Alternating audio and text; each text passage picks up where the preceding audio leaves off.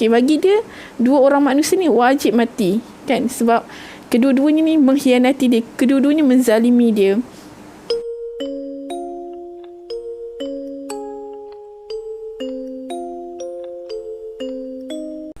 Selamat datang ke Ija Story Mori. Jangan lupa tekan button subscribe dan like. Selamat menonton. Okay, scene yang pertama. Sewaktu psikopat ni dia masih kecil.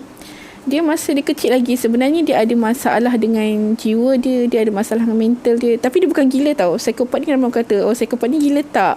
Kalau ada setengah istilah mengatakan psikopat ni adalah seorang yang dia bukan gila. Sebab apa dia tak gila? Sebab apa bagi pendapat peribadi saya, malahan saya pada buat research, ada yang mengatakan psikopat ni bukan orang gila kerana sewaktu dia melakukan pembunuhan, dia sedar dia tak gila, dia waras, dia sedar, dan dia meraihkan tiap titisan darah ataupun dia meraihkan tiap keganasan yang dia lakukan. Maknanya dia sedar, bukan dia gila, bukan dia hilang akal ke tak, dia waras. Okay, so kita berbalik pada scene yang pertama. Scene yang pertama adalah pada waktu kecil lagi, psikopat ni dia lain daripada kakak dia. Kalau sesiapa yang dah baca karya ni tahulah, psikopat ada seorang kakak yang dia meninggal awal. So kakak dengan ayah dia sebenarnya insan yang paling dekat dengan dia. So bila ayah dengan kakak dia tak ada lagi lah, dia jadi tak betul kan. Mak psikopat ni sebenarnya dia sewaktu muda dia lah. Kalau kita siapa dah baca kisah ni, dia tahu pada waktu dia dah tua, dia sempatlah bertaubat kan. Tapi nak cerita kekejaman yang dia lakukan pada psikopat sehingga trigger lagi masalah psikopat ni, iaitu bila psikopat ni tak dengar kata atau melakukan sesuatu benda yang dia tak suka, dia akan kurung psikopat ni dekat bilik. Kan kalau rumah orang kampung kan dia ada satu macam satu ruang kosong tu kan. Maksud kalau siapa yang pernah duduk rumah kampung ataupun siapa yang perasan, rumah kampung dulu dia tak ada macam kita sekarang ni, rumah that's mean terus atas tanah. Kalau rumah orang dulu-dulu, rumah dia tiang dia tinggi-tinggi, jadi dia ada ruang kosong dekat bawah tu. Jadi mak psikopat tu dia buat seolah-olah macam penjara untuk psikopat tu. Maknanya bila psikopat ni buat perangai je dia tak suka kan, so dia akan kurung anak dia dekat situ. Dia tak akan bagi makan, dia tak layan psikopat ni macam yang sepatutnya. Anak kau dah lah sakit, lepas tu kau layan macam binatang pula kan. So benda tu lagi trigger dia lah. Macam saya penulis pun, saya menulis kisah tu, saya sedih.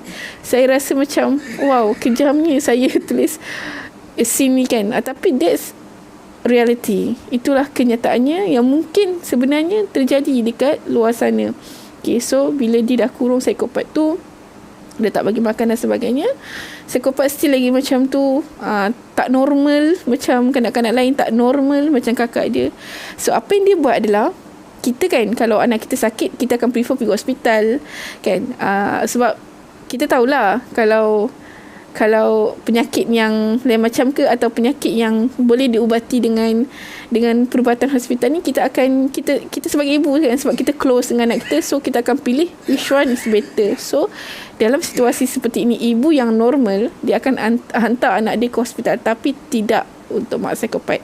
Apa yang dia buat adalah dia hantar anak dia ni pergi ke sebuah rumah, iaitu pawang dengan bidan. Okey, dua pasangan ni dia memang melakukan benda-benda yang kurafat, benda-benda yang syirik. Dia bertuankan setan, iblis.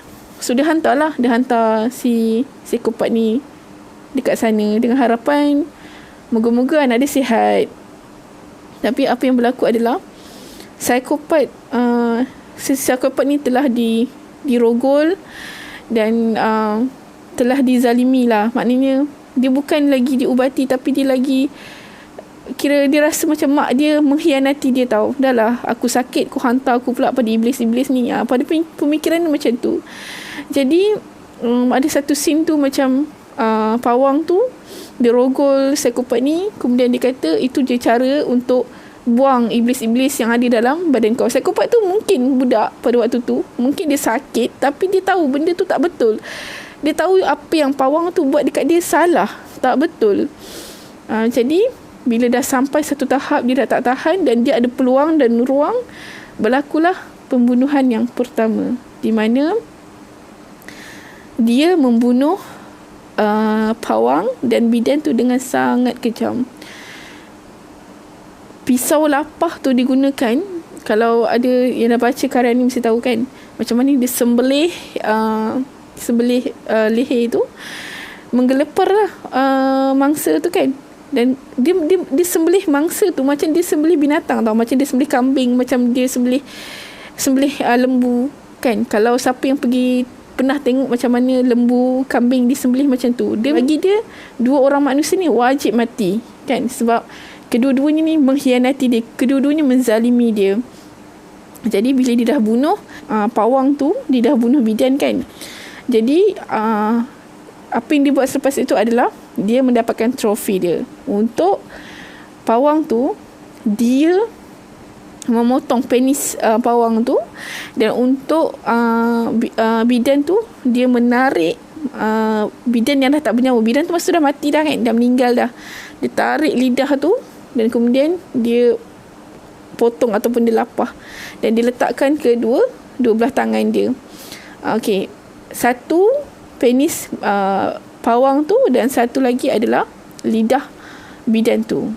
Sebab bagi psikopat, kedua-dua tu adalah trofi dia, dan selalu trofi ni dia akan ambil berkait rapat dengan apa yang dilakukan ke atas diri dia. Kalau kita tengok scene di mana pawang tu rogol dia kan, sudah ambil penis tu, itu bukti trofi dia, itu bukti dia dah berjaya. Dia dah berjaya membalas dendam pada pawang tu, dan dia ambil lidah tu kerana pada waktu psikopat tu minta tolong kepada bidan tu, minta tolong kat dia, dia hanya mendiamkan diri dan dia tertawa. Dia mentertawakan seorang kanak-kanak yang sedang dirogol. Tergila orang macam ni. Tapi inilah realitinya. Okey.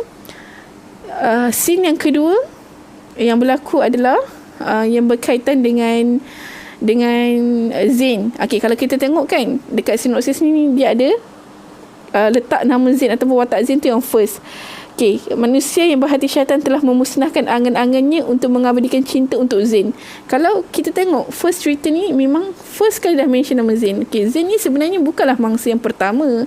Mangsa yang pertama tu yang saya ceritakan tadi pada waktu dia kecil, iaitu pawang dan juga bidan. Tetapi setelah lama dia dewasa, dia tidak membunuh Zain. Yes, merupakan mangsa pertama selepas dia dah lama tak melakukan pembunuhan. Tetapi kalau ikut pengiraan, Zain merupakan mangsa ketiga.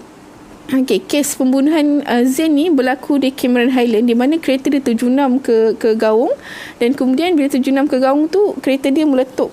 So bila meletup tu, maknanya rentung lah. Jadi pihak polis mengklasifikasikan sebagai bukan kes pembunuhan, kemalangan macam itulah, bukan kes pembunuhan. Jadi Zelina ni dia tak puas hati lah, dia tahu something wrong kan, dan yes, bukan kemalangan. Zain ni merupakan mangsa kedua pembunuhan yang dilakukan oleh psikopat. Tapi kenapa Zain dibunuh? Itu korang kena baca lah. So kita pergi pula scene yang ketiga.